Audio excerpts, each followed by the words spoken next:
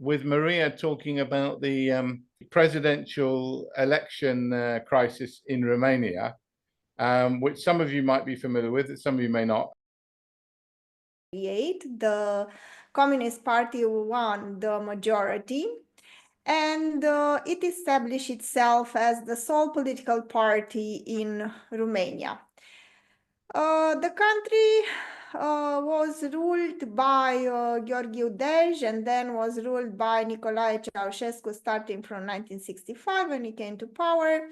And then in 1989, you probably know that a revolution took place. There are people who contest this idea, saying that it was not really a revolution, but it was a coup. People died because, unfortunately, the events were very violent. The people were protesting, and the security apparatus turned against them. There are still today people contesting and debating who were the ones that shot people protesting in 1989. And let me tell you that I think things are far from being established, in the sense that we have serious historians that wrote books, but there are still contested narratives about it. Some say it was the secret services, others say it was the army. The narrative during that time, I remember, since I experienced those events, was that there were some terrorists that infiltrated the security apparatus, or these terrorists that came from abroad and they were shooting people. This is a very far-fetched, in my opinion, narrative. Nevertheless, Romania became a democracy, but soon mass protests resembling a civil war broke out in Romania, because the miners that worked mainly in the western part of the country came to Bucharest to so-called to defend President Iliescu and the status quo.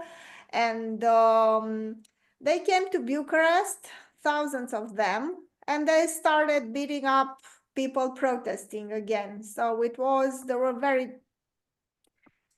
violent, very violent events. I mean, people just resembling an intellectual or somebody that might be, I don't know, pro-Western or pro-US would be violently attacked by these people. And there were several events like this. And it was only when the mines closed, when this type of events stopped. And it's rather sad, let me tell you, because the miners had it pretty rough, in the sense that economically they were destroyed. I mean, I live in the district of Romania, in the western part of our country, where you can see all the cities that were flourishing during Ceausescu's time, because there were exploitations and miners were working and everything was alive. And now everything looks like in a sci-fi horror movie, with buildings no longer having, basic utilities, and everything looking horrible, in the sense that it seems haunted. A lot of people left, and the economy is down, since these were mono-industrial cities that were relying heavily on the exploitation of resources to survive. And for the most part, people's lives were literally destroyed. And then we had elections, we had political parties, we had a very, very rough transition, because, Jeffrey Sachs, who is now the pacifist and a critic, and a person criticizing the US, he had this wonderful idea of shock therapy, and the idea that we shouldn't be somehow helped, we shouldn't preserve all the things that we tried so hard to build during Ceausescu's time. Of course, they were not perfect, but he had the idea we have to throw everything away And it was like an economic war waged against Romania, in the sense that we have an article in 2012 where two economists from Cambridge and one from Harvard conducted a very serious research, and they showed that basically mass privatizations and everything that shock therapy presupposed led to incredible levels of inequality, corruption, and they were very detrimental to our country. And it all translated into what? In 2004, very enthusiastically, we joined NATO, thinking that we will live like at least like the top 1% in the United States, probably. Everybody was so enthusiastic, thinking that, oh, we are going to be rich now, and finally the Europeans, the rich Europeans in the West are welcoming us in their select club.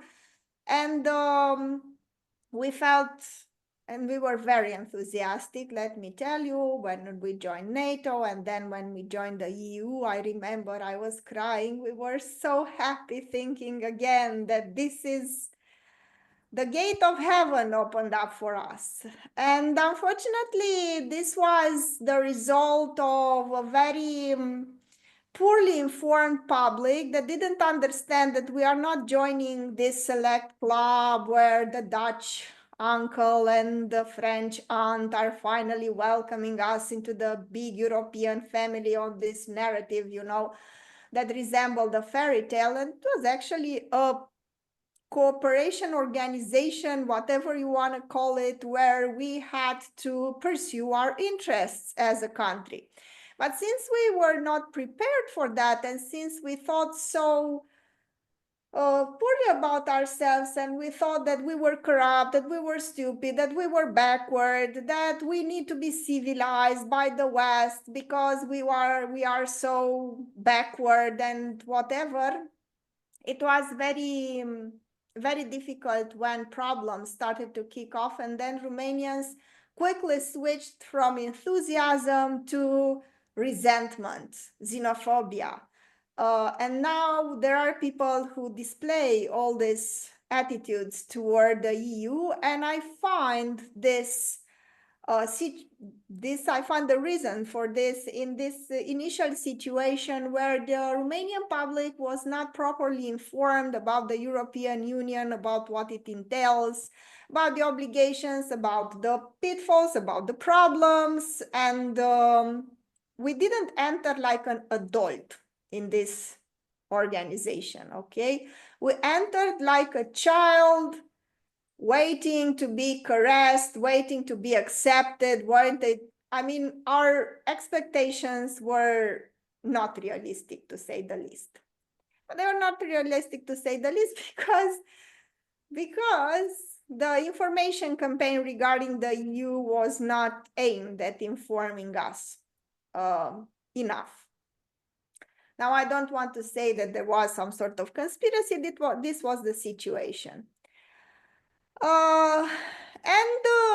What is happening now, I think, in Marxian term, it will be, I mean, the last stages of a decaying bourgeois democracy. I mean, democracy has failed miserably in Romania because, unfortunately, you know, inequality, poverty, the fact that 5 million people left Romania, they migrated to the West. Now think about it, in a country of 20 million people, to have 5 million people leave. I mean, there are statistics showing that Romania was so badly affected by the 90s and the transition period that we had it so bad only in the Second World War. So it was an economic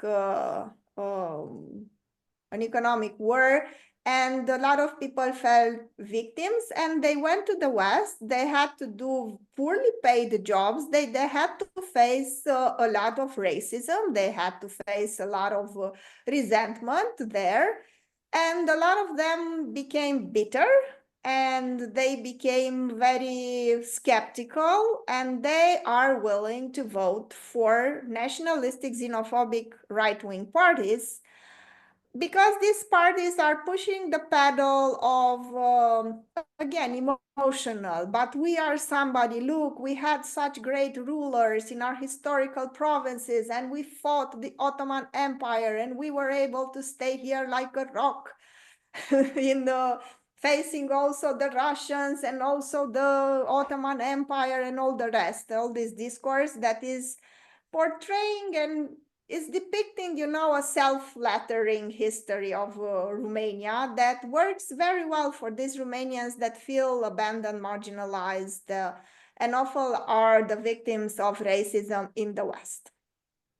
Now, why did I say that these are the last stages of a decaying democracy? Because unfortunately, you see, Romania had one of the toughest dictatorships. I mean, just think about it. In the ex-Soviet bloc, we were the only country, I mean, we and I think Albania, that banned abortions. In 1966, when women's liberation movement, gay liberation movement were very popular in the West and were beginning to sound very loudly as an important voice in the society, in Romania, we banned abortions and we criminalized homosexuality. So culturally, we were very backward. And unfortunately, there was this marriage between the Communist Party and the secret services. The secret services were very powerful. People were encouraged to rat on each other, and they had a vast network of informants that were encouraged to rat on their neighbors, on their lovers. This had a detrimental effect in our society in the sense that you cannot build a society when you have people fearing everybody else and having this state of current suspicion and paranoia. What happened was that the secret services came back after 1989, and let me tell you that we rank number 3 after the US and Great Britain. We have Romania in all NATO countries that are investing in the secret services. So if you take the amounts of money, the United States, then Great Britain, then you have Romania with large sums of money invested in the secret services. I mean, we invest more than Poland, more than other NATO countries, you know, it's unbelievable.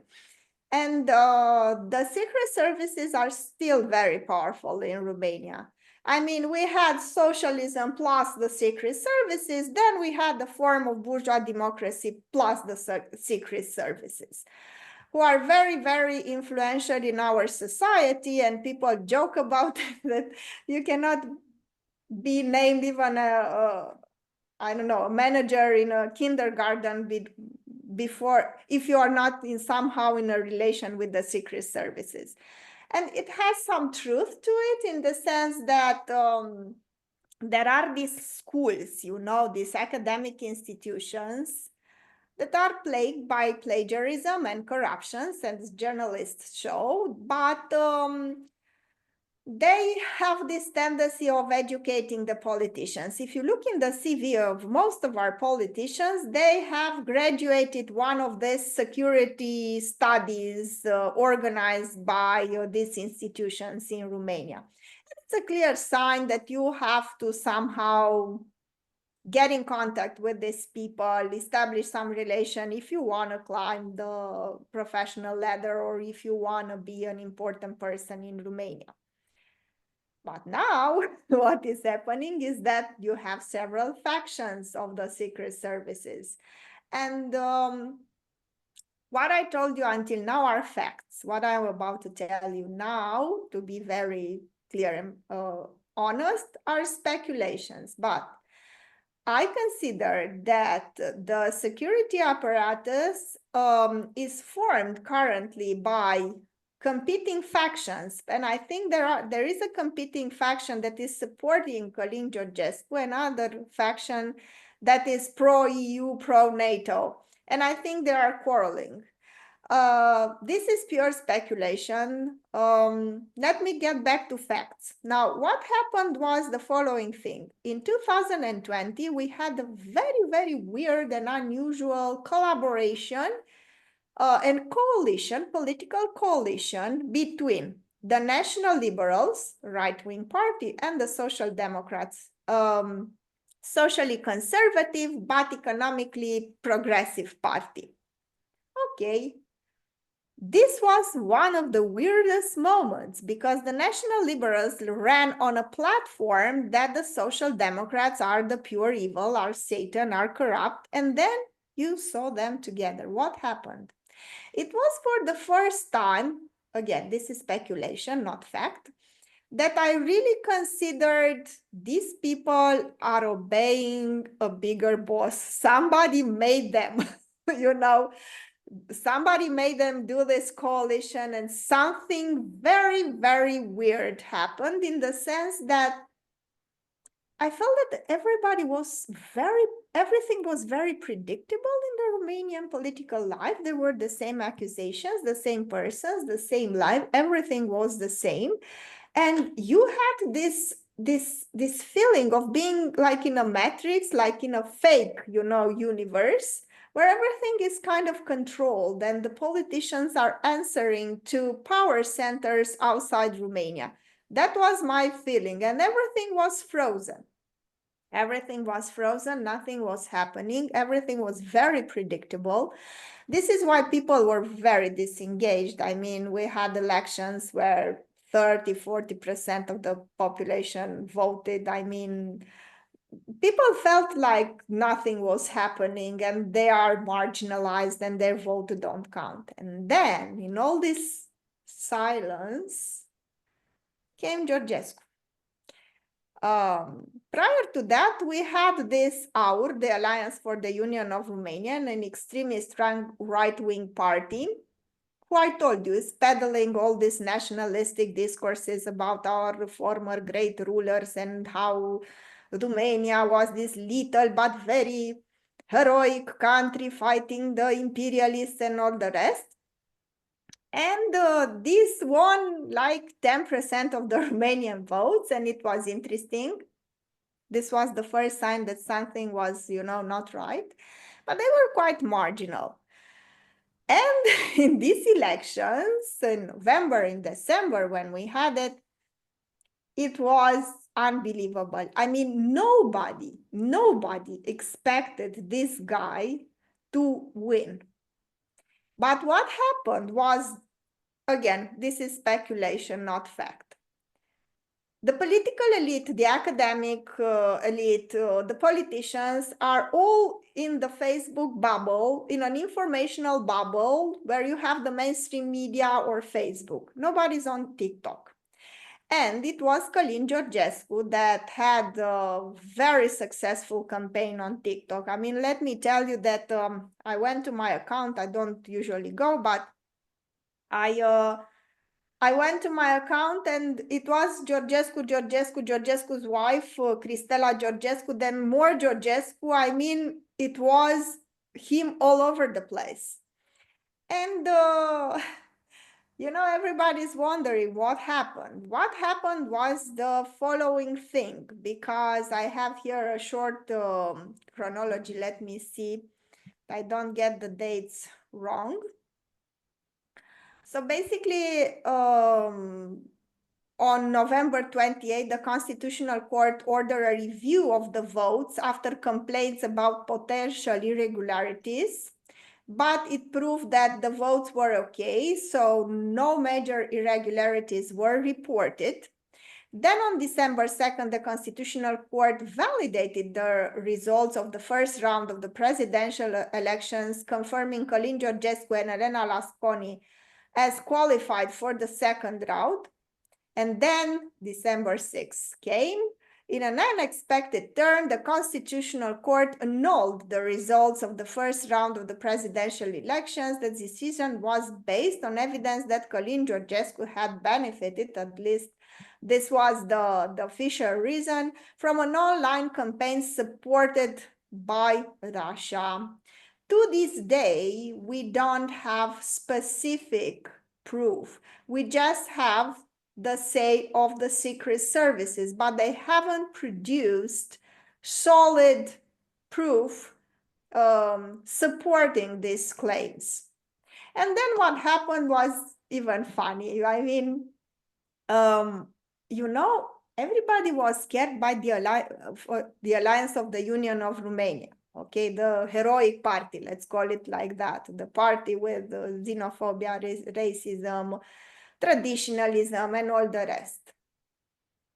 And they were afraid that their candidate, George Simeon, would win the elections because Romanians are so angry with the current political class and they feel something is wrong, and all these people that pretend to compete are just, you know, all in the same class, so to speak, or in the same bubble, and they want to burst it by voting for somebody else. Okay. What we found out after the elections was that actually it was not Russia, or to say maybe it was Russia. I'm not the one to say, oh, clearly it was not, although I find it very hard to believe since the secret services haven't provided us with solid proof. But what we did find out is it was that the national liberals trying to support Călin Georgescu in order to steal some votes from the person they perceived as the most dangerous adversary, this George Simeon, actually paid with taxpayers' money for the campaign of Călin Georgescu. It was, among other people that got involved, because there were other influencers and there were other people that got involved. But what is interesting, it was that it was this company, Kensington Communication, that paid for the ads on TikTok and got involved financially in supporting Călin Georgescu in the hopes that he might take just enough votes from George Simeon. And guess what? Guess what? Not only did he take enough votes, but he took all the votes and he came out first. I mean, you can't miss the irony. It was unbelievable. And then, of course, they tried to frame Călin Georgescu. They tried to find all sorts of reasons, all sorts of the police investigates, trying to investigate people. Now, what I want to, and this is the last thing, we shouldn't think of Călin Georgescu as somebody who is, you know, a freedom fighter, a serious person, you know, and a true leader fighting for the oppressed. He's a person that's very bizarre in the sense that he's the one who takes cold baths, you know, in the lake, in the mountain, and records himself doing that and saying that he's free in that freezing water.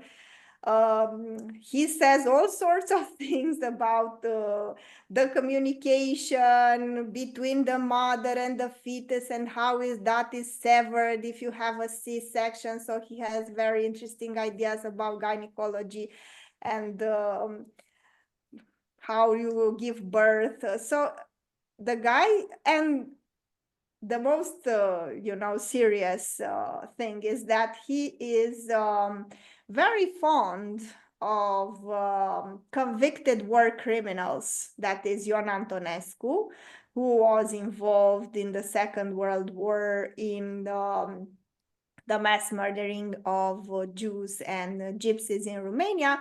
And Călin Georgescu pretends that this is one of our great leaders. Why? Because fanatic anti-communism set in Romania after 1989. So if the communists convicted Ion Antonescu, it means Ion Antonescu was a good guy because the communists were evil. This is the very narrow and simplistic logic of these people. And I find this to be kind of scary because this is not a leader that you should put your hopes in my opinion, because the things he says and does are bizarre and controversial, if I am very nice, while describing him.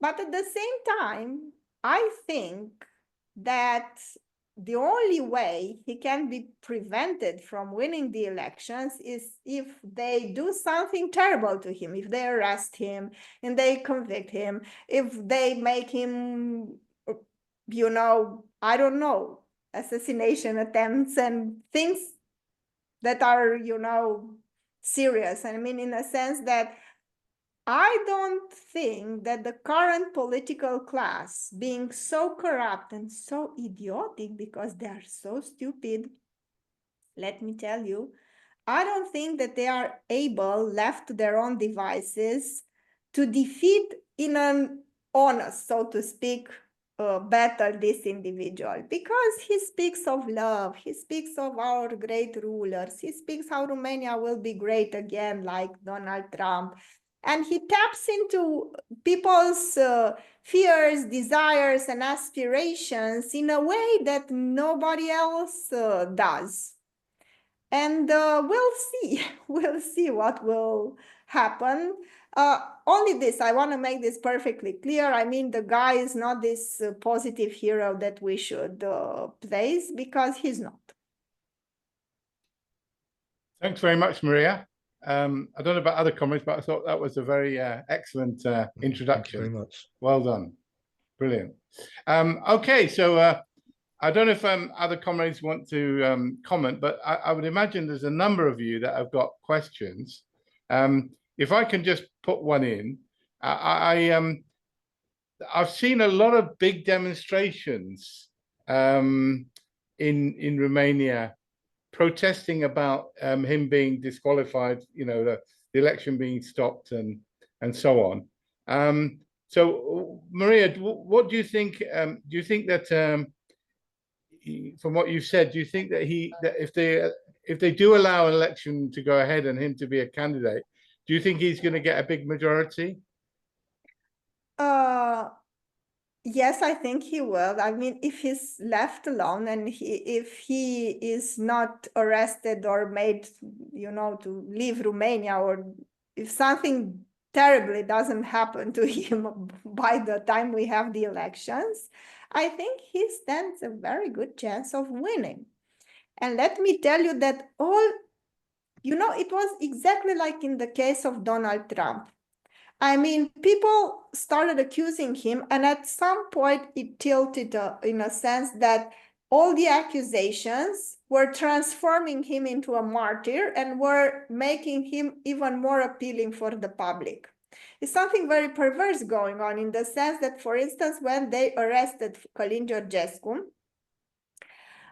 because they did that a couple of weeks ago, I mean, we had a huge demonstration in Bucharest, and there were people joking, saying, oh, we weren't sure how to get out of our electoral base for Călin Georgescu, but now, since you arrested him, you provided us with that opportunity, since more people are joining in this public outrage against what is going on. Because let me tell you, another interesting thing happened last year, when another candidate, Diana Șoșoacă, that was initially elected as a member of parliament from the party of from this Alliance for the Union of Romania, the Heroic Party, right? She was prevented from running, and her candidacy was annulled by the Constitutional Court on very shaky grounds. I mean, even well-established journalists and even one member of the Constitutional Court that annulled and canceled her candidacy said it was not okay what happened. In the sense that she's a very controversial person. Again, you should imagine that this person took some sort of a mask that resembled a cage, and people joked it would resemble some sort of a BDSM device, and went to the European Parliament and started yelling and shouting that you installed the medical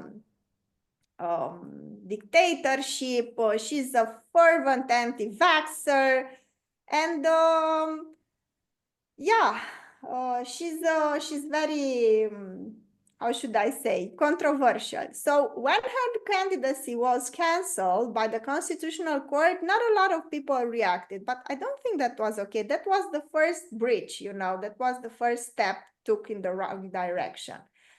And then when they annulled the votes, basically of millions of Romanians, you can only see that people got very, very upset, very upset. And they weren't able to provide, because I think the problem, I think, was the lie. Again, this is speculation. I don't have proof, but this is how I interpret things. Had they come with solid evidence that it was Russia that influenced the elections, that it was Russia behind all this, I think people would have, you know, accepted. I mean, if they had solid explanation, I mean, these were the sites, this is how the money came to Romania, this is how the people were paid, this is how the ads on TikTok were paid. I mean, to have solid evidence. But what you have now is just the word of the secret services. Yeah. So just to follow on from that what you said there, I understand the president in Romania is not a very, very powerful position. So does the party that he's linked with, do you think that they will do very well in the next parliamentary elections? These parties, but we had parliamentary elections, and they did pretty good in the sense that they earned like 34% of the seats. I mean, the sovereignists, so to say, because they call themselves sovereign. They want to be sovereign, you know, in this very interconnected world. They want to be sovereign. We want to be independent and all the rest. And yeah, the idea is that I think he stands a chance. And even though, you know, this is the tricky part, because even though he doesn't have a lot of power, executive power, he has access to information. And I think they are very much afraid, because he will find out very interesting things, you know, about the weapons in Cogălnicianu base and the stealing of the gasoline, because it appears that gasoline worth millions of dollars was stolen. And then he will have, because he is the head of the Security Council in Romania, and he has access to all these informations. And I think it will be, for the people that have something to hide, I think it will be very interesting. And I think for them, they are kind of afraid of what this guy might find. I don't know if he's pro-Russian. Probably he is, because he's questioning a lot of the, you know, dogma that we are in the European Union and everything is fine because European Union is for inclusivity, tolerance, and we are happy to have a democracy, and we are in NATO and NATO protects us. You know, all the sermons that are being repeated ad nauseam in the public discourse. And he started to question that, and he also ran on a platform of peace in Ukraine, and that made him very popular, let me tell you. Okay, so how about who would like to ask a question or make a contribution? Fire away. Yuri. Yeah, that's it, Yuri. Hi, Pat. Hi, everyone. Maria, thanks for the presentation. So there clearly is a constitutional crisis that's going on in Romania, and if the deep state and all the political parties line behind where barring this guy because he's a Russian puppet and all the other nonsense, won't that only inflame anti-EU views and empower maybe not Georgescu himself, but other parties who are just as crazy, if not more reactionary than him. And I mean, there won't be some kind of a referendum on Romania's membership of the EU, but won't that only further inflame anti-EU yeah, anti-EU movements from the right and so forth, and yeah, and just and just it'll continue to be a very bad marriage between the European Union and Romania. I'm curious your thoughts. Well, let me tell you that one of my first posts after they banned the election was exactly that. Okay, you banned this guy, but think of the next one, because it will be a next one. I mean, you cannot solve the problem like that. You simply can't. I mean, the level of incompetency and brutality shown by the Romanian institutions was just staggering. And you are perfectly right. This is the danger. And this is one of the first things I said after the elections. But unfortunately, the academic establishment, the intellectuals, the artists, the activists are so caught up in this anti-Russia narrative and are so caught up in the idea that if Georgescu comes to power, all hell will break loose and we will, I don't know, we will be beaten every day and we'll be imprisoned and all horrible things are going to happen. They react very emotional to it. I even wrote an article saying that these people are somehow reacting, you know, like they are bewitched or something, because it's so irrational. The fear is so irrational, and people are so afraid. I mean, the establishment, and they are, you know, acting very, very weird. I mean, the Tate brothers, because this is just the latest, you know, they were arrested in 2022, then in 23 they were released, they were arrested again, and now they were extradited to the United States. This is so bizarre.